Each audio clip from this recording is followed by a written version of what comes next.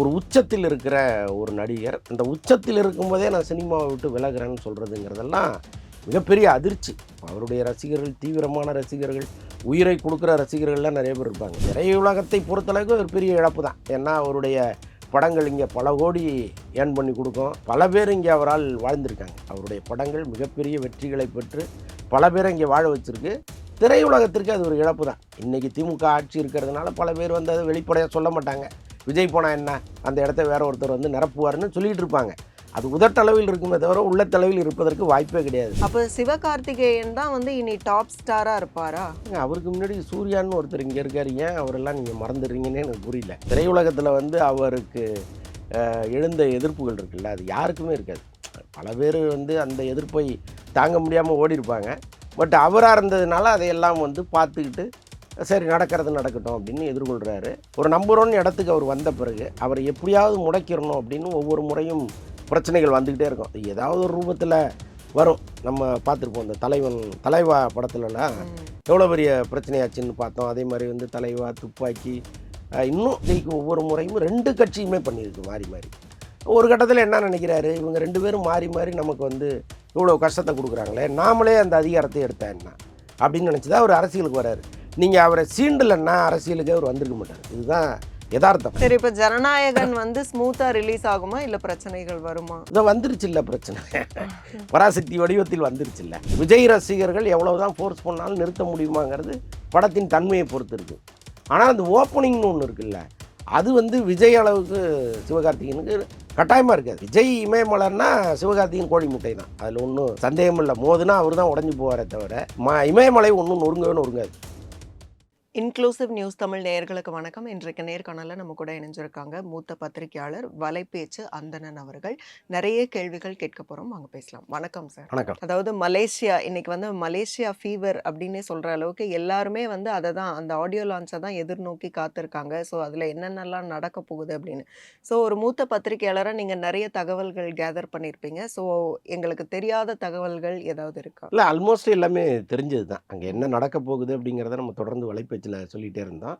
So அதன்படி தான் எல்லாமே நடந்துகிட்ருக்கு. இப்போ லோகேஷ் கனகராஜ், நெல்சன் இவங்கெல்லாம் கலந்துக்கிறாங்க, அட்லிலாம் கலந்துக்கிறாங்கங்கிற தகவலை நம்ம சொல்லியிருந்தோம். அதே மாதிரி நேற்று அவங்க கிளம்பி போனதெல்லாம் நீங்கள் பார்த்துருக்கலாம். ஒன்றில் ஒரு ட்ரிபியூட் மாதிரி நடக்குது. இது ஆக்சுவலாக அவருடைய கடைசி படம்ங்கிறதுனால ஒரு 30 பாடல்கள் அவர் படத்துலேருந்து ரொம்ப செலக்ட் பண்ணி ஹிட் சாங்ஸ் அதை வந்து பாடின பாடகர்களே அங்கே போகிறாங்க. அவங்கள வச்சு ஒரு இசை நிகழ்ச்சி ஒன்று நடக்குது. ஜனநாயகன்ல சிங்கர்ஸ் கிடையாது, அவரோட சாங்ஸ் பாடின பழைய பாடல்கள். ஆமாம், அந்த அவர் ஆரம்பத்துலேருந்து இந்த ஜனநாயகன் வரைக்குமான ஒரு தொகுப்பு, ஒரு 30 பாடல்களை பாடுறாங்க. அதுக்கு ஸ்டேஜ் பர்ஃபார்மன்ஸ் எல்லாம் இருக்கும்னு நினைக்கிறேன் நான். ஸோ அது வந்து மத்தியானம் ஒரு 3:30 மணிக்கு அந்த நிகழ்ச்சி ஸ்டார்ட் ஆகி அப்படியே போகுது. ஒரு 30 பாடல்களையும் பாடி முடிக்கிறதுக்கு எவ்வளோ நேரம் ஆகும்னு உங்களுக்கு தெரியும். நடுவில் ஏதாவது ஸ்பீச் இருக்கும். ஸோ அப்படியே போய் அதற்கப்புறம் தான் ஜனநாயகன் படத்தினுடைய ஆடியோ லான்ச்சை பண்ணுறாங்க.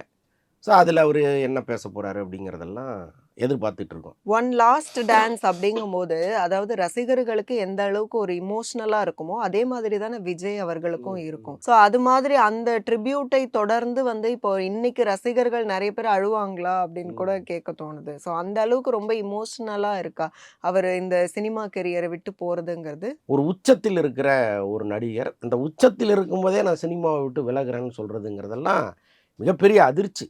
அவருடைய ரசிகர்கள், தீவிரமான ரசிகர்கள், உயிரை கொடுக்குற ரசிகர்கள்லாம் நிறைய பேர் இருப்பாங்க. இதேமாதிரி ஏற்கனவே ரஜினி இருக்கும்போது நடந்துச்சு. ஆக்சுவலாக ரஜினி உச்சத்தில் இருக்கும் பொழுது அவருக்கு வந்து இந்த ஹரே ராமா ஹரே கிருஷ்ணா இயக்கத்தோட ஒரு இது வந்துச்சு, ஒரு லைக் வந்துருச்சு. அங்கே போய் பாடுறது, அங்கே அந்த இருக்கிற அந்த பக்தியே ரொம்ப வித்தியாசமாக இருக்கும். நீங்கள் போய் பார்த்தீங்கன்னா தெரியும். இந்த பஜன் பாடல்கள் பாடுவாங்கல்ல, அந்த மாதிரி வந்து அது வேற ஒரு டைப் ஆஃப் பாடல்களாக இருக்கும். பாடிக்கிட்டு பயங்கரமாக ஆடிக்கிட்டே இருப்பாங்க. அது ஒரு மாதிரி இருக்கும், நம்மளை வந்து ஆட்டோமேட்டிக்காக அதுக்குள்ளே இழுத்துரும். ஸோ அப்படி வந்து ஒரு இடம் அது. இவர் அங்கே தொடர்ந்து போக ஆரம்பித்தவர் ஒரு கட்டத்தில் என்ன பண்ணிட்டாரு, என்னை நான் முழுமையாக ஹரே ராமா ஹரே கிருஷ்ணா இயக்கத்தில் நினச்சிக்க போகிறேன், நான் இனிமேல் நடிக்க போகிறது இல்லைன்னு அனௌன்ஸ் பண்ணிட்டார். பயங்கரமாக ரஜினி ரசிகர்கள்லாம் டென்ஷன் ஆகிட்டாங்க. என்னென்னா அவருடைய இடம் ஒன்று இருந்துச்சு, அந்த இடத்தையே அவங்களுக்கு கொடுக்குற அளவுக்கு வந்துட்டார் அவர். நீங்கள் எடுத்துக்கங்க, இந்த இடத்துல உங்களுடைய ஆசிரமத்தை வச்சு நடத்துங்கிற அளவுக்கு அவர் வந்துட்டார்.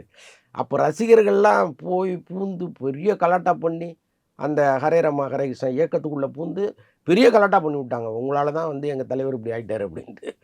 ஸோ ம். அந்த மாதிரி வந்து ஒரு எமோஷ்னலான ஒரு காலகட்டமாக இது இருந்தால் கூட நல்ல வேளையாக ஒரு முற்றிலும் ஒதுங்கலை, அரசியலுக்கு வந்துட்டார். அப்போ சினிமாவை விட அரசியலுங்கிறது நீங்கள் அன்றாடம் பார்க்கக்கூடிய இடத்துக்கு அவர் வந்துட்டார். ஸோ அப்போ பெரிய பாதிப்பாக அவங்களுக்கு இருக்காது.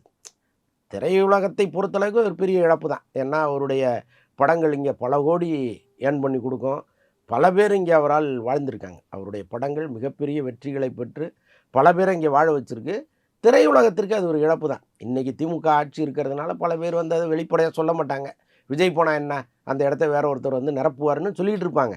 அது உதட்டளவில் இருக்குமே தவிர உள்ளத்தளவில் இருப்பதற்கு வாய்ப்பே கிடையாது. அந்த அளவுக்கு அவர் இடத்த யாரும் நிரப்ப முடியாதா? இல்லை, யார் இடத்தையும் யாரும் நிரப்ப முடியாதுன்னா ஒன்றும் கிடையாது.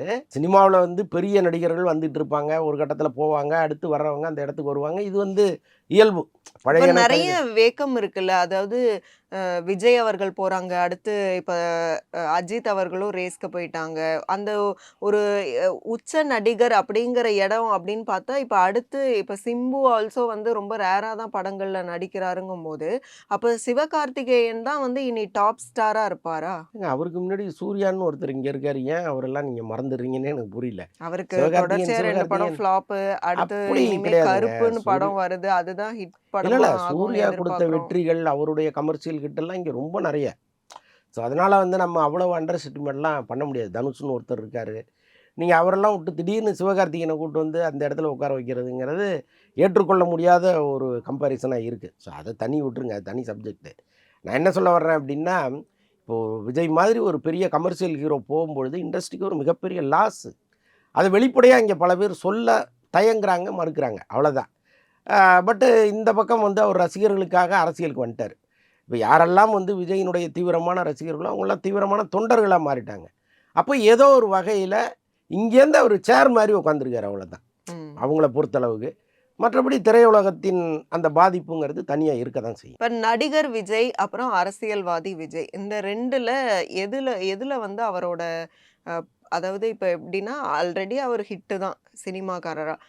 இதுல அரசியல்ல வரும்போது நீங்க சொன்ன மாதிரி மக்கள் வந்து டே டு டே லைஃப்ல அவர வந்து பார்க்க முடியும். அவர் நெறைய இடங்களுக்கு பயணப்படுவாரு. ஸோ அவரோட அரசியல் பேச்சை கேட்க முடியுங்கிறது அவைலபிலிட்டி இனிமே தான் ஜாஸ்தியா இருக்க போகுது அப்படிங்கும்போது, இது பெரிய கொண்டாட்டமா தானே இருக்க போகுது. இல்லை, அவர் அந்த அளவுக்கு அவரை சரி பண்ணிப்பாரான்னு ஒன்று இருக்குல்ல. ஏன்னா இப்போ ம். அரசியல்வாதியாக அவர் அவர் மாறிட்டா ரொம்ப கூட, பேச மாட்றாரு. ஆமாம், அரசியல்வாதியாக வந்துட்டா கூட அவர் தினந்தோறும் வந்து மக்கள் பிரச்சனைக்காக ரோட்டுக்கெல்லாம் வரல.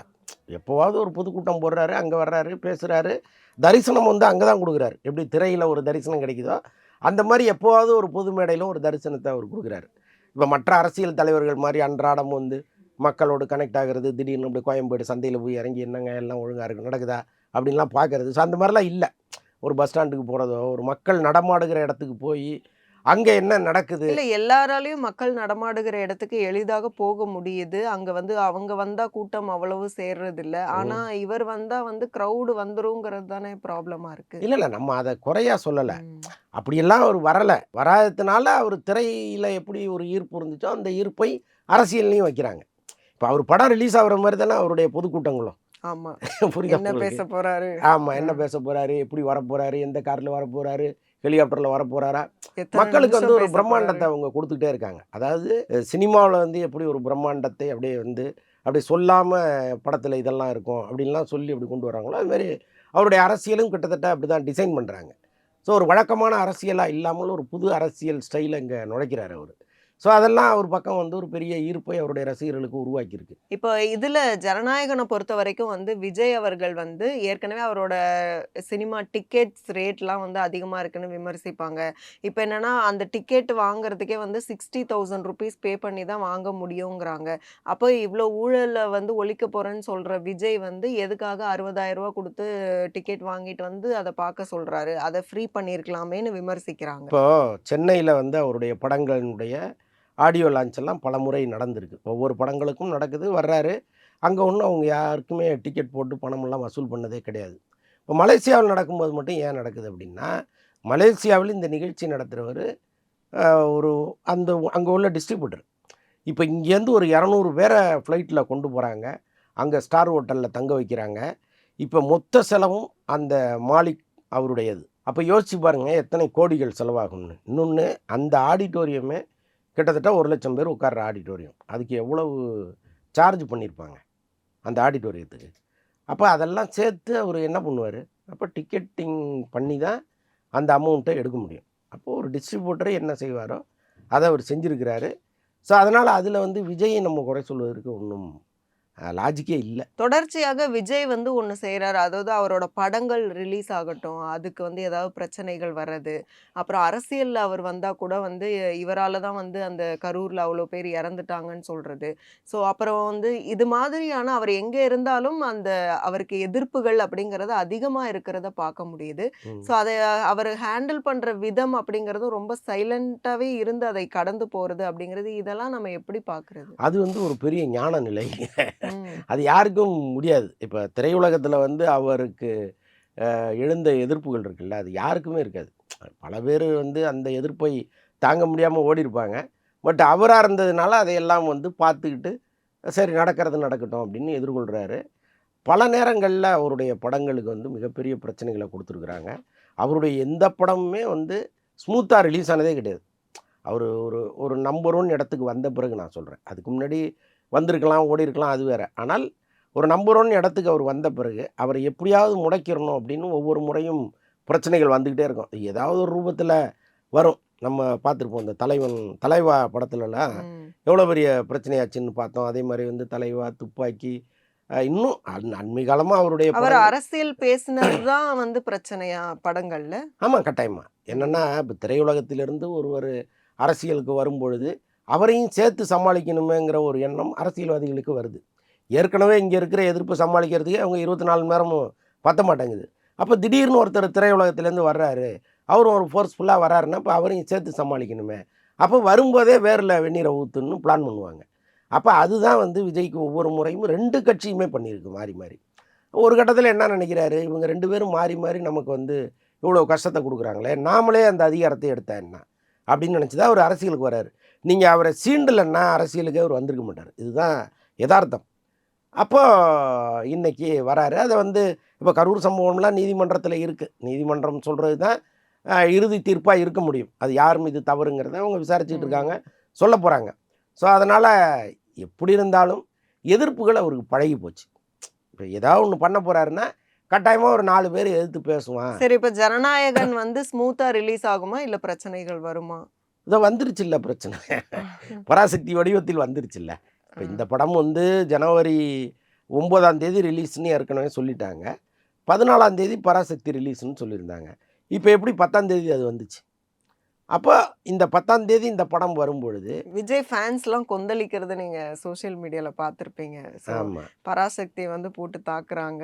ஆமா. ஸோ அப்படி பார்க்கும்போது விஜய் ஃபேன்ஸ வந்து முறியடிச்சு பராசக்தி வின் பண்ண முடியாதா? எப்பவுமே கதையும் படமும் தாங்க. இப்போ ஒரு ம். நல்ல படத்தை யாருமே ஒழிச்சிட முடியாது. நீங்க என்னதான் நீங்க மெனக்கெட்டு நெகட்டிவா பிரச்சாரம்லாம் பண்ணீங்கன்னா கூட, அந்த படத்தை நிறுத்தவே முடியாது. நல்லா இருக்குன்னு வெளியில பேர் வந்துருச்சுன்னா, தானா போக ஆரம்பிச்சுருவாங்க. ஸோ அப்படிதான் பராசக்தி வருதா, ஓடுதான்னு நமக்கு தெரியல. ஏன்னா அந்த படம் வந்தா தான் அது எப்படிப்பட்ட படம்னு தெரியும். ஆனால் வருவதற்கு முன்னாடி அந்த படத்தின் மீது ஒரு பெரிய மரியாதை நமக்கு இருக்கு. ஏன்னா தமிழர்களுக்கு தேவையான ஒரு படமா அது இருக்கு. கட்டாயமா அத நேர்த்தியா சுதா கொங்கரா சொல்லியிருப்பாங்கங்கிற ம். நம்பிக்கையும் நமக்கு இருக்கு. ஸோ அதனால அந்த படம் வந்து விஜய் ரசிகர்கள் எவ்வளவுதான் ஃபோர்ஸ் பண்ணாலும் நிறுத்த முடியுமாங்கிறது படத்தின் தன்மையை பொறுத்து இருக்கு. ஆனா அந்த ஓப்பனிங்னு ஒண்ணு இருக்குல்ல, அது வந்து விஜய் அளவுக்கு சிவகார்த்திகேயனுக்கு கட்டாயமா இருக்காது. விஜய் இமயமலர்னா சிவகார்த்திகேயன் கோழி முட்டை தான். அதில ஒண்ணும் சந்தேகம் இல்ல. மோதுனா அவரு தான் உடைஞ்சு போவாரே தவிர, இமயமலை ஒண்ணும் நொறுங்கவே நொறுங்காது. ஸோ அப்படி ஒரு இடத்துல இருக்காரு விஜய். அவருக்கான அந்த கூட்டம் வந்து அவ்வளோ பெரிய ஃபோர்ஸ்ஃபுல் கூட்டமா இருக்கு. அப்போ இந்த முதல் நாள் வசூல், முதல் நாள் கலெக்ஷன், முதல் நாள் ஓப்பனிங்கிறதெல்லாம் தாறுமாறா இருக்கும். அப்போ 2வது நாள், 3வது நாள், 4வது நாள் அது தொடருதுன்னு வைங்களேன், ஆட்டோமேட்டிக்கா பராசக்தி நல்ல படமா இருந்தா கூட கொஞ்சம் வீக் ஆகும். ம். ஒரு 4 நாள் கழிச்சு தான் அதுவே செல் கொடுக்கும். விஜயோட கடைசி படம் அப்படிங்கிறதுனால நிச்சயமா அதுக்கு வந்து ரொம்ப ஆதரவு இருக்கும். 1000 கோடி வசூல் எல்லாம் தொடும்லாம் பேசிக்கிறாங்க. இல்ல 1000 கோடிக்கெல்லாம் நம்ம போக தேவையில்ல. ஏன்னா ம். எந்த தமிழ் படமும் தொட்டதா வரலாறு இல்ல. ஸோ அப்படி இருக்கும்போது 1000 கோடி தொடுங்கிற ஒரு அவநம்பிக்கை நமக்கு எதுக்கு? அது தேவை கிடையாதுன்னு வச்சுக்கங்களேன். பட் பெரிய கலெக்ஷனை இது தொடுங்கிறது ஒண்ணு. இன்னொன்னு வந்து நீங்க தொடர்ந்து கவனிச்சீங்கன்னா தெரியும். ஒரு நடிகருக்கு ரசிகர்கள் இருப்பாங்க. 18 வயசுலேருந்து ஒரு 20, 25 வயசு வரைக்கும் இருப்பாங்க. பெரும்பாலும் பசங்களா இருப்பாங்க. நீங்கள் பெண்கள், தாய்மார்கள், குழந்தைகள் இவங்க 3 பேரையும் ரசிகர்களாக வச்சிருக்கிற ஒரே நடிகர் வந்து விஜய் தான் இப்போதைக்கு. ரஜினி இருக்கார், அதுக்கு மேலே ரஜினி இருக்கார், அது வேற. இன்னைக்கு ஒரு 3 தலைமுறையாக ரஜினியை ரசிக்கிறாங்க. அவர் ஒரு மேஜிக். அவர் இப்ப விஜய் அவர்கள் வந்து அரசியலுக்கு வரும்போது இப்ப இந்த கூட்டம்லாம் வந்து ஓட்டா மாறாது அப்படின்லாம் பேசுறாங்க. அப்ப இந்த மக்கள் ஆதரவு அப்படிங்கிறது ஓட்டா கன்வெர்ட் ஆகுற அளவுக்கு இல்லையா? இல்லை, அப்படி வந்து அவரை பிடிக்காத கூட்டம் சொல்லிக்கிட்டு இருக்கு. எனக்கு தெரிஞ்சு நான் வந்து அப்படி இருக்க வாய்ப்பே கிடையாது. ஏன்னா இப்போ சாதாரணமாக ஒரு பொதுக்கூட்டம் நடக்குது, வர்றாங்க, அப்படியே கிராஸ் பண்ணி போகும்போது ஒரு அரை மணி நேரம் நின்று பார்க்குறாங்கன்னா அந்த கூட்டம் ஓட்டா மாறாது. அது வந்து பொழுதுபோக்குக்காக வர்ற கூட்டம். ஆனால் நாளைக்கு கூட்டம்னா இன்னைக்கு நைட்டே வந்து படுத்துருக்கான் பாருங்க, அவன் யாருக்கு ஓட்டு போடுவான்? நீங்கள் எங்கேயுமே எந்த கட்சிக்குமே நடக்காத ஒரு பெரிய அதிசயம் விஜய்க்கு தாங்க தொடர்ந்து நடந்துகிட்டு இருக்கு. எம்ஜிஆர் அவர்கள் பீரியட்ல எப்படி இருந்துச்சு? அவருக்கும் இந்த மாதிரி மக்கள் செல்வாக்கு அவருக்கும் இருந்தது. இதே மாதிரி வந்து இப்போ ரோட்டில் படுத்து கிடப்பாங்க. அவர் 2 நாள் லேட்டாலாம் வருவார். இவர் 1 மணி நேரம் லேட்டாக வந்ததுக்கே அவ்வளோ பஞ்சாயத்து பண்ணுறாங்களே. ம். 2 நாள் லேட்டாக வருவார் எம்ஜிஆர். அந்த 2 நாள் ரோட்லேயே படுத்துருக்கும் ஜனங்க. பனி பார்க்காது, வெயில் பார்க்காது, மழை பார்க்காது, அங்கேயே படுத்துருப்பாங்க எம்ஜிஆரை பார்க்கறதுக்கு. ஸோ அது வந்து கிட்டத்தட்ட ரிப்பீட் ஆயிருச்சுன்னு தான் நான் நினைக்கிறேன். அப்போ இந்த கூட்டம் இருக்குல்ல, இது ஓட்டு போடாமல் வேறு யாருக்கு ஓட்டு போட போகுது? அப்போ கட்டாயமாக இங்கே வர்ற கூட்டத்தில் எனக்கு தெரிஞ்சு ஒரு 90% ஓட்டாக கன்வெர்ட் ஆகும். ஒரு 10% வேணா அவர் வேடிக்கை பார்க்க வந்திருக்கலாமே தவிர, ஒரு 90% ஓட்டாக கன்வெர்ட் ஆகும். இப்போ ஜனநாயகனை பொறுத்த வரைக்கும் அங்க வந்து மலேசியால அரசியல் பேசக்கூடாதுன்னு ஒரு நிபந்தனை விதிச்சிருக்கிறாங்க. ம். அவர் வந்து அரசியல் பேசாம சும்மா வந்துருவாரா மலேசியால இருந்து? நேரடி அரசியல் பேசலைன்னா கூட ஒரு குட்டி கதையின் மூலமாக ஒரு உண்மையை மக்களுக்கு சொல்லுவார். அல்லது அவர் சொல்ல நினைச்ச அரசியலை சொல்லுவார். ம். அதுக்கு வாய்ப்பு நிறையா இருக்குது. மலேசிய அரசுக்கே புரியாது. என்னமோ ஒரு கதை சொல்கிறாரு, அது என்ன கதை, இதில் எங்கே இந்த அரசியல் அவர் வந்துச்சு? நார்மலாவே அந்த அரசியல் சார்ந்த கதையே அரசியல் இல்லாத மாதிரி அப்படியே சொல்லிட்டு அதான் போயிடுவாரு. புரிஞ்சவங்க புரிஞ்சுங்க, புரியாதவங்க புரிஞ்சவங்கள்ட்ட தெரிஞ்சுங்க அப்ப பாருல. அந்த மாதிரி ஒரு அந்த ஸ்டோரி மாதிரி எதிர்பார்க்கலாம். விமர்சிக்கிறவங்க சொல்லும்போது பார்த்தா இது வெறும் சினிமா கவர்ச்சி அப்படின்னு சொல்றாங்க. அத வெறுமனே சினிமா கவர்ச்சின்னு கடந்து போயிட முடியுமா? இல்லை, சினிமா கவர்ச்சி தான். இப்போ அதை தாண்டி நீங்கள் விஜயை பர்சனலாக பழகியிருக்காங்களா என்ன இவங்க? அப்படி கிடையாது. இல்லை, சினிமாவில் பார்க்குற விஜயை அவங்களுக்கு பிடிச்சிருக்கு, அதுதான் நிஜம்னு அவங்க நம்புகிறாங்க. இந்த நம்பிக்கையை நீங்கள் மாற்ற முடியாதுல்ல. இப்போ அவங்களுக்கெல்லாம் ஓட்டு இருக்குல்ல. ஓட்டு இல்லாதவர்கள் அழுகிறாங்க, கண்ணீர் விடுறாங்க, கட்டி பிடிக்கிறாங்கங்கிறதெல்லாம் வேற. ஆனால் ஓட்டு உள்ளவங்களாச்சு அவங்க. அப்போ இதை செய்யும்போது அவனுக்கு புரிந்தோ புரியாமலோ அரசியலே தெரியலனாலும் நான் அவருக்கு ஓட்டு போடுவேன்னு தான் நிற்கிறான் அவன். அப்போ அது ஒரு விளைவை இங்கே ஏற்படுத்தும்ல. அதைத்தான் நான் சொல்கிறேன். விஜய்க்கு வந்து அப்படி ஒரு ஓப்பனிங் இங்கே இருக்குது. அந்த ஓப்பனிங்கை தக்க வச்சுக்கிறது அவருடைய கையில் இருக்குது. இப்போ எல்லாருமே என்ன சொல்கிறாங்க, விஜய் வந்து மனசுலேருந்து பேசணும், அவர் வந்து மைக்க பிடிச்சாருன்னா மனப்பாடம் பண்ணிட்டு பேசுகிறாரு, அது இருக்கக்கூடாதுன்னு எல்லாரும் சொல்கிறாங்க. அதை நோக்கி அவர் நகர்வார். ஏன்னா எல்லாருமே வந்து ஒரே மாதிரி இருந்துட மாட்டாங்க. அவருடைய முதல் படத்துக்கும் இப்போ கடைசி படத்துக்குமான வித்தியாசத்தை நீங்கள் பார்த்தாலே தெரியும், அவர் எவ்வளோ தூரம் சினிமாவில் மேலேறி வந்திருக்காருன்னு. அப்படி தானே அரசியலும். அரசியலை பொறுத்தளவுக்கு ஒரு குழந்தை. இன்றைக்கே அவர் புரியாமல் பல விஷயங்கள் பேசலாம், தவறாக பேசலாம், எழுதி கொடுத்தவங்க சொன்னதை நம்பி பேசலாம், எல்லாமே ஒன்று. ஆனால் ஒரு கட்டத்தில் அவங்களுக்கு எல்லாமே புரியும்.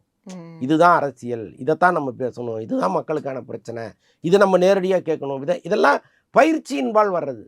அது எல்லாருக்கும் ஒரே நாளில் வந்துடாது. இப்போ உதயநிதி வந்து அரசியலுக்கு வந்தார், சினிமாவிலேருந்து அரசியலுக்கு வந்தார். அவருக்கு ஒரு பெரிய பயிற்சி இங்கே கொடுத்தாங்க. சும்மா கொண்டு வந்து அங்கே உட்கார வச்சிடல, அவருக்கு ஒரு பயிற்சியை கொடுத்தாங்க. அறிவாலயத்தில் உட்கார வச்சு பல முன்னாள் தலைவர்கள், பேச்சாளர்கள் எல்லாருமே வந்து அவரை எதிரில் உட்கார வச்சுட்டு பேசுவாங்க. அப்போ அது எல்லாமே ஒரு மண்டையில் வந்து இறங்கிட்டே இருந்துச்சு. அப்போ தான் ஒரு கட்டத்தில் ஒரு பக்குவமானார். அந்த மாதிரி வந்து விஜய்க்கு எல்லாமே தானாக வரும். அதை ஒரே நாளில் வரணும்னு எதிர்பார்க்கறது வந்து ரொம்ப தவறு. விமர்சனம் பண்ணுறவங்க எல்லாமே அப்படி தான் பண்ணுறாங்க. இவருக்கு அது தெரியல, இது தெரியல, அறிவு இல்லை, அது இதுன்னு பயங்கரமாக பேசுகிறாங்க. அப்படி ஒரே அடியாக நீங்கள் முத்திரை குத்த வேண்டிய அவசியம் இல்லையே. எல்லாரும் வந்து 1ஆம் வகுப்புலேருந்து தானே ஆரம்பிக்கிறோம். எடுத்தோடனே போய் அப்படியே நான் டிகிரி எம்பிஎன்னா வராங்க. 1ஆவதுலேருந்து ஆரம்பித்து தான் நாங்கள் வராங்க. கொஞ்சம் டைம் கொடுங்க, அவ்வளோதான். விஜய்க்கு வந்து அனுபவம், அரசியல் அனுபவம் இல்ல. அவர் வந்து இப்பதானே வந்திருக்கிறாரு. உடனே சிஎம் ஆயிடணுமா அப்படின்லாம் கூட விமர்சிக்கிறாங்க. ஆனா ஒரு விஷயம் என்னன்னா, அந்த டிவிகே கொடியில இருக்கக்கூடிய அந்த நிறங்கள், இந்த ஆளப்போறான் தமிழன்லாம் வந்து முன்னாடியே வந்த படம். கிட்டத்தட்ட 7 வருடங்களுக்கு முன்பு. அப்பவே வந்து அந்த படத்துல வந்து கான்செப்டே ரெட், எல்லோ வச்சு யூஸ் பண்ணியிருப்பாங்க. எனக்கு தெரிஞ்சு அவர் வந்து ரொம்ப நாளாவே இந்த விஷன்ல இருக்கிற மாதிரி தான் வந்து சொல்றாங்க. ஸோ அது எப்படி? அது உண்மைதான். இப்போ அவங்க அப்பா வந்து அவரை மெல்ல மெல்ல நடிக்க வச்சு ஒரு கட்டத்தில் ஒரு முக்கியமான நடிகராக மாற்றின பிறகு அவருக்குள்ள ஒரு அரசியல் ஆசையை அவர் ஊட்டிகிட்டே இருந்தார். நம்ம தான் வந்து மக்களுக்கு நன்மை செய்யணும் அப்படிங்கிறதுனாலயா? இல்ல பதவி வேணுங்கிறதுனாலயா? 2ம் தானங்க. ம். நீங்க நன்மை செய்யணும்னு நினைச்சீங்கன்னா, இருக்கிற காச வச்சு நம்மளே தனியா நன்மை செஞ்சுக்கலாம். அதுக்கு அரசியலுக்கு வர வேண்டிய அவசியம் இல்ல. அரசியலுக்கு ஆனால் வந்தா இன்னும் அதிகாரம் பரவலாக செய்ய இல்ல முடியும்ல. அதிகாரம் வேணுங்கிறது அவங்க நினைச்சது. ஏன்னா இப்ப அதிகாரத்தை வைத்து தான் நம்மள வந்து அலைக்கழிக்கிறாங்க. ம். இங்கேயும் அங்கேயும் பந்தாடுறாங்க. நாம ஒரு படத்த ரிலீஸ் பண்றதுக்கே அவ்வளோ யோசிக்க வேண்டியதா இருக்கு. அப்ப அதிகாரம் என்னென்ன செய்யும்ங்கிறத பார்க்குறாங்கல்ல. அப்ப இந்த அதிகாரம் நமக்கு வந்தா என்னங்கிற எண்ணம் அவங்களுக்கு வரும்ல. நீங்க அவங்கள செவனேன்னு விட்டுருந்தா இதெல்லாம் யோசிச்சிருக்க மாட்டாங்க. இவங்களா அவ்வளோ அந்த சொரிஞ்சு விட்டு, அதுக்கப்புறம் புண்ணாயிருச்சே புண்ணாயிருச்சேன்னு கதறது இவங்க. ஸோ அது வந்து இவங்களுடைய தவறுன்னு தான் நான் சொல்லுவேன். நீங்க பாட்ட கேஷுவலா விட்டுருந்தீங்கன்னா பிரச்சனையே கிடையாது. அவர வந்து தொடர்ந்து இங்க டார்ச்சர் பண்ணிட்டே இருந்தாங்க. ஸோ அது ஒரு பக்கம்னு வச்சுக்கங்களேன். ஸோ அப்பல்லாம் வந்து மெல்ல மெல்ல அவருக்குள்ள அரசியல் ஆசைய ஊட்டி, அண்ணா ஹசாரேவ பார்க்கறதுக்குலாம் அவங்க அப்பா அனுப்பிச்சு வச்சாரு. அண்ணா ம். ஹசாரே உண்ணாவிரதம் இருக்கும்போது டெல்லியில, விஜய் அங்க போய் பக்கத்துல உட்கார்ந்தாரு அவரு. ராகுல் காந்திய பார்க்க வச்சாரு. மோடிய பார்க்க வச்சாரு. எல்லாமே ஒரு காலத்தில அவருக்குள்ள ஒரு அரசியல் ஆசைய ஊட்டணுங்கிறதுக்காக நடந்தது தானே. இன்னொன்னு அவரே வந்து கலைஞருக்கு ரொம்ப நெருக்கமானவர். கலைஞரோடு டிராவல் பண்ணியிருக்கிறாரு. கலைஞரோடு பல மணி நேரம் உட்கார்ந்து எவ்வளவோ அரசியல் பேசியிருப்பார்ல. எஸ்ஏசி அவர்கள சொல்றீங்க. எஸ்இசி சொல்றேன். இப்ப அவரு வந்து பையனுக்கு சொல்லுவார்ல, "டேய் இன்னைக்கு கலைஞர பார்த்தேன். இவ்வளோ விஷயம் சொன்னாரு." அப்படின்னு சொல்லும்போது, ஒரு ஆர்வம் உள்ள ஆட்டோமேட்டிக்கா வரும்ல. ஸோ எல்லாமே சேர்ந்து தான் நீங்க சொன்ன மாரி இந்த "மெர்சல்ல ஆளப்போறான் தமிழன், தமிழா" பாட்டுலலாம் அந்த கலர கொண்டு வந்தது. அவருக்குள்ள ஒரு விஷன் இருக்கும்ல. ஸோ ம். அதுதான் இன்னைக்கு வந்து மெச்சூர்ட் ஆகி வந்தது. மொத்தத்துல இவர் வந்து இதுக்கப்புறம் இந்த தேர்தல்ல ஜெயிச்சுட்டாரு அப்படின்னா, சிஎம் ஆயிட்டாரு அப்படின்னா, அடுத்து அரசியல்வாதியாக முழு நேர அரசியல்வாதியாக தொடர்வாரு. ஆனா, இன்கேஸ் சிஎம் ஆகல, தோத்துட்டாருன்னா, அவர் திருப்பியும் படங்கள் நடிப்பாருன்னு ஒரு பக்கம் குரூப் சொல்றாங்க. இதெல்லாம் எங்கேருந்து சொல்றாங்க? எங்கேருந்து அவங்களுக்கு வருதுன்னு தெரியல. ஆனா, இப்படி சொல்லும்போது, அப்ப அவர் திருப்பி நடிக்க தான் போறாரு அப்படிங்கிற ஒரு பார்வையும் இருக்கு. அவர் நடிப்பாரா திரும்ப? இல்ல அது அவருடைய மனநிலைய பொறுத்தது. அன்னைக்கு அவர் என்ன முடிவு எடுக்கிறாரோ அதுதான். ஆனால் என்னை பொறுத்தளவுக்கு நடிக்கலாமே. இப்ப பவன் கல்யாண் வந்து துணை முதல்வர் ஆயிட்டாரு. ஆனாலும் அவர் நடிச்சுட்டு தான் இருக்காரு. ம். அவர் வந்து நடிப்பு நிறுத்தலையே. அப்போ ஏன் வந்து நமக்கு என்ன சட்டம் என்ன சொல்லுது அப்படிங்கிறதெல்லாம் கேட்டுக்கிட்டு தொடர்ந்து இவர் நடிக்கலாம். ஒருவேளை ஜெயிச்சு முதலமைச்சர் ஆயிட்டாருன்னா, அவர் வந்து அப்போ வேணா அத வேண்டான்னு முடிவெடுக்கலாம். பட்டு வெற்றி வாய்ப்பு இன்னும் தள்ளி போகுது. நாம இந்த முறை ஜெயிக்கல அப்படின்னா, தொடர்ந்து நடிப்பதற்கு என்ன இருக்கு? யார் அதற்கு தடை விதிக்க முடியும்? அவர் கட்டாயமா அத பண்ணலாமே. ஆனா விஜய பொறுத்தளவுக்கு முழு நேர அரசியல் பணின்னு முடிவெடுத்திருக்கிறார். அவர் என்னன்னா, இன்னும் கிராமப்புறங்கள் வரைக்கும் நம்ம போய் ரீச் ஆகணும். இன்னும் நெறைய அரசியல் பணிகள் நமக்கு இருக்கு. அவருக்கும் தெரியும் இந்த தேர்தல்ல நம்ம வந்து ஆட்சிய புடிச்சிட மாட்டோம்னு அவருக்கு தெரியாதா என்ன? இப்ப தான் புதுசா வர்றோம். இன்னும் நெறைய வந்து நம்ம அடிப்படை செய்ய வேண்டியது இருக்கு இங்க. ஒரே முறை தேர்தல்ல நம்ம அது நடந்துராதுங்கிறது அவருக்கும் தெரியும். பட் அந்த விஷன் இருக்குல்ல, நாம ஜெயிச்சுருவோம்னு நம்புனா தான் நீங்க அடுத்த முறையாவது ஜெயிக்க முடியும். ம். நீங்க அந்த நம்பிக்கை இல்லாம அரசியலுக்கு வந்தீங்கன்னா ஜெயிக்க முடியாது. ஸோ, அப்போ தொண்டர்களையும் அப்படி நாம தான்னு நெனச்சு வழி நடத்திட்டு இருக்காரு அவரு. பட் அவருக்கு தெரியும். இந்த தேர்தல்ல நம்ம எத்தனை சதவீதம் வாங்குவோம். அடுத்த தேர்தல்ல அது எத்தனை சதவீதமா மாறும். நமக்கு என்ன கிடைக்குங்கிறதெல்லாம் அவருக்கு தெரியும்ல. ஸோ, அதனால ஒரு ப்ராப்பர் பிளான்ல தான் அவர் போயிட்டு இருக்காரு. அடுத்து இப்ப ஜனநாயகன பொறுத்தவரைக்கும், இந்த படம் வந்து முழுக்க முழுக்க அரசியல் சார்ந்த படம். ம். இயக்குனர் வந்து ஹெச். வினோத் அவர்களாக இருந்தாலுமே கூட, அவர் தான் வந்து ஸ்கிரிப்ட் பண்ணி, அதாவது இப்படிதான் வந்து இருக்கணும், இந்த டயலாக்னா இப்படி வரணும் அப்படின்னு விஜய் ஓனாகவே அந்த படத்தை வந்து முழுமையாக உருவாக்கி இருப்பதாக சொல்றாங்க. அப்படியா? அதுல நெறைய வாய்ப்புகள் இருக்கு. ஏன்னா, இப்ப சிவனத்த பொறுத்தளவுக்கு சமீபத்தில ஒரு நிகழ்வுல அவர்ட்ட கேட்குறாங்க. இது அரசியல் படமான்னு கேட்குறாங்க. முழுக்க முழுக்க அரசியல் படம் கிடையாது. யாரையும் தாக்குகிற படமும் கிடையாது. பர்ட்டிகுலரா யாரையும் தாக்குகிற படமும் கிடையாது. அப்படின்னு அவர் சொல்லிட்டாரு. ஒரு டைரக்டரா அவர் என்ன சொல்லணுமோ அத சொல்லிட்டாரு. ஆனால் ஒரு ஹீரோ, அரசியல் கட்சி தலைவரு, அவர் படத்தில அப்படிலாம் டயலாக் இல்லாம ஒரு படத்த கொண்டு வந்துருவாரா? அது அப்ப வாய்ப்பில்ல. அதனால தான் என்ன பண்றாங்க, தெளிவா டயலாக்ன்னு ஒரு பேர போடுறாங்க. புரியுதா உங்களுக்கு? இதுவரைக்கும் அப்படி வந்ததே கிடையாது. ம். இந்த படத்தில் மட்டும் எச் வினோத் கேட்டதுக்காக அப்படி நடந்திருக்குமோன்னு நான் யூகிக்கிறேன். ஏன்னா நாளைக்கு வந்து திமுகவுக்கு எதிரா ஒரு ஓ, டயலாக டயலாக்ன்னு ஹச் போட்டு வினோத் ஆமா, விஜய் பேர் வந்திருக்கா? ஆமா. இப்ப இந்த ரீசென்ட்டா ஓகே. ஒரு பாடல் வந்தது இல்லையா? ம். ஸோ அதில வந்து டயலாக்ன்னு ஒரு பேர போடுறாங்க. அப்ப நான் என்ன நினைக்கிறேன் அப்படின்னா, நாளைக்கு எச் வினோத்ட்ட வந்து என்ன சார் இப்படி ஒரு டைட்டில் நீங்க வச்சுட்டீங்க அப்படின்னு யாரும் கேட்டா, இல்லங்க அது அவரு. நான் கிடையாது அப்படின்னு சொல்லுவதற்காக ஒரு விஷயத்த அவங்க முன்னாடியே பண்ணியிருக்காங்க. இன்னொன்னு ஹச் வினோத்த பொறுத்தளவுக்கு தனக்கு ஒரு அரசியல் சாயம் வேணும்னு நினைக்காதவர் அவரு. இன்னொன்னு நாளைக்கே ஒரு ரெட் ஜெயண்ட்டுக்கு ஒரு படம் பண்ண வேண்டிய சூழ்நிலை எல்லாம் வரும். ம். அப்போ அது அவர பாதிக்கலாம். அது கட்டாயமா பாதிக்கும் இல்லையா? ஸோ ம். அதனால அவரு வந்து அந்த ஏரியாவுலேருந்து கொஞ்சம் விலகிப்பாரு. விஜயினுடைய கைங்கரியம் இருப்பதற்கு வாய்ப்பு. மிக்க நன்றி உங்களுடைய நேரத்துக்கும் நன்றி. கருத்துகளுக்கும். நிறைய தகவல்கள் ஜனநாயகன் சார்ந்து பகிர்ந்துக்கிட்டதுக்கு மிக்க நன்றி. நன்றி.